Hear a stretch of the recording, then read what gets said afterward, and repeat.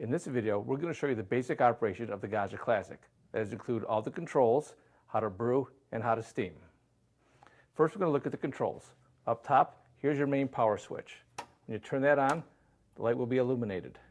This is your steam switch. When you hit this, your temperature ready light, which is here, will go off, and the machine will heat up to steam temperature. When you reach steam temperature, this light will illuminate. This switch is for your brew switch. This turns the pump on and off. Put the pump that goes on, and that's off. On the side here, we have the steam knob. You open and close this for steaming, or if you want to dispense hot water out of the wand, you also use this by opening and closing.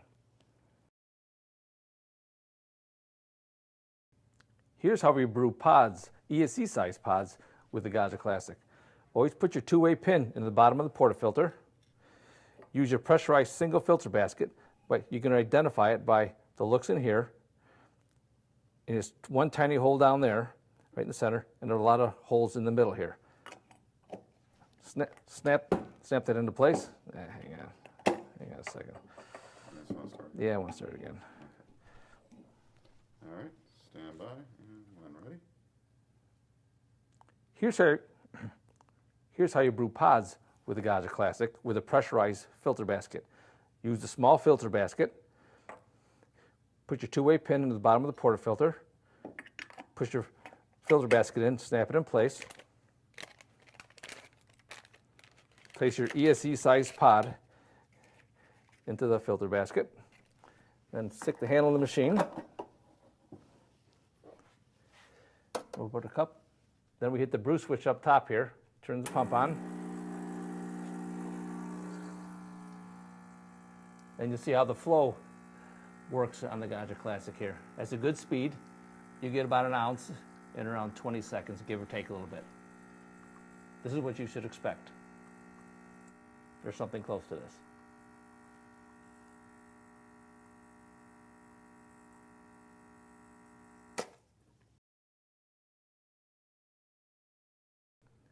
Here's how we brew with pre-ground coffee. If you don't have your own grinder, high quality grinder, where you're going to dial in your shots perfectly, use the double shot pressurized filter basket. That's this one here. A lot of holes here, one tiny hole in the middle. Put your two-way pin into the portafilter, snap this into place. And now use this for whether you're doing a single or double shot of pre-ground. Take your pre-ground coffee, place that in there. No need to tamp, even out. Now you want to make sure that you're using something close to an espresso grind, that you're not using drip coffee, a drip coffee grind. That will not give good results. And turn on your brew switch up top. And this pressurized filter basket will help get a good crema with most coffees out there.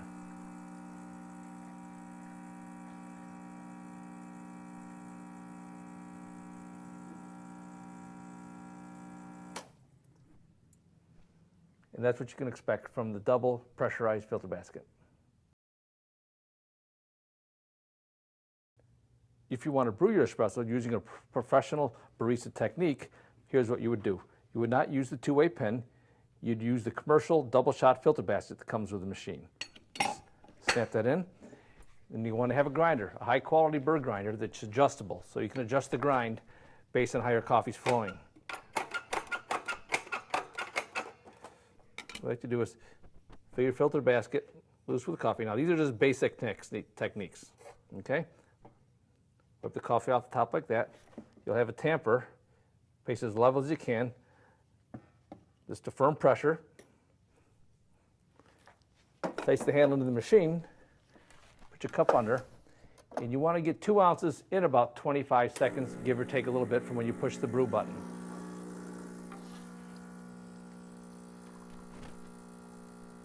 That's a pretty nice flow.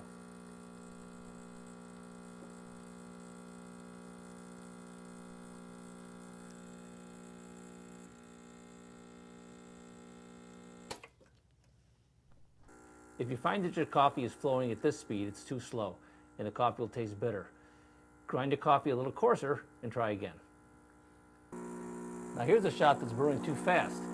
So at this point, the taste will not be good, and you'll want to grind your coffee a little finer, or you can use a pressurized filter basket. Always make sure you have good fresh coffee when you're brewing. When you want to steam your milk, first thing you do is hit your steam switch. The temperature ready light goes off. Now the machine is heating up. While the machine's heating up, that'd be a good time to pour your milk into your pitcher. What I like to do is put enough milk to go to around where the spout starts. That's a good spot. Machine's heating up now. When we get done, we'll pour the milk into a clear glass so you can actually see the froth. See what it looks like. It'll take roughly 60 seconds to heat up for the temperature ready light to go on. Now that the temperature ready light is on, we're going to froth the milk. First thing we do is purge any condensation out of the wand. That's normal. Place your pitcher underneath the steam wand, open the knob all the way, which is like one full turn. Keep the tip of the wand below the surface of the milk. There's no special technique that you should use here. The machine will do the work. Nice to get a little roll in there. When you have enough froth and you just want to heat the milk, take the milk and cover those air intake holes right there. That's not frothing anymore. Now it's just heating it. Feel the pitcher, or if you get a thermometer, you can watch the temperature of the milk. Don't really want to go anything over 140 degrees. That's pretty hot now. When you take your pitcher off, always wipe the wand and give it a purge. Now we'll show you what the froth looks like on this. And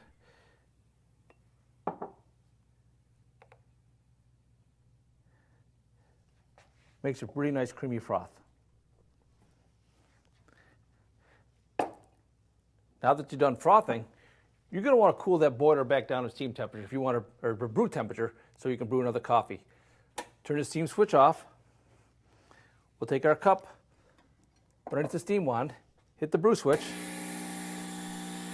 and we'll let the water run until you have a full stream of water coming through.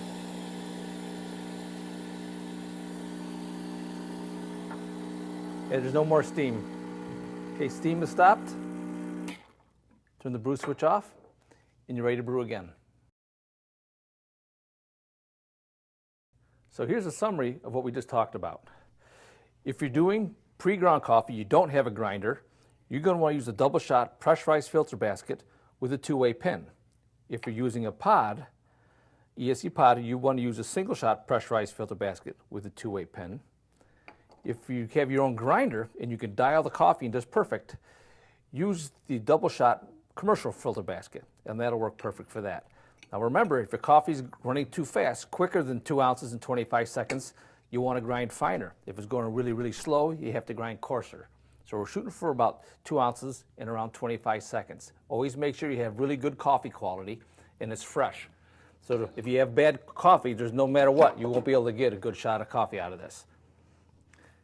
We highly recommend leaving the portafilter in the machine at all time to keep it hot.